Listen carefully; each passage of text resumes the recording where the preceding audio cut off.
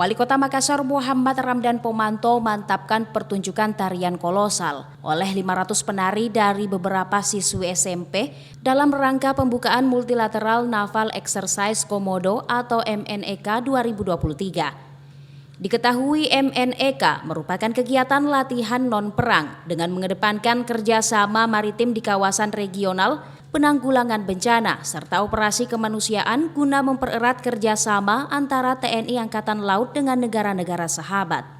Wali Kota Makassar mengaku sudah memastikan seluruh persiapan dan dukungan dari Pemkot Makassar terhadap pelaksanaan MNEK 2023, mulai dari pembenahan berupa kebersihan, pemasangan bendera, dan lainnya. Rencananya para jenderal akan meninjau proses pembuatan kapal pinisi di CPI, begitupun dengan pembangunan Tugu Komodo yang sudah rampung 100%.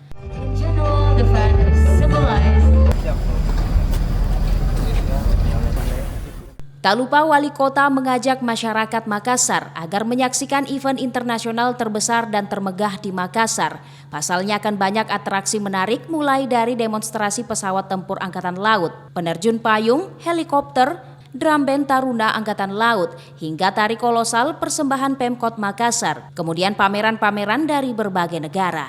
Ira, Fajar TV dan Fajar Radio melaporkan. Please accept our choreographer.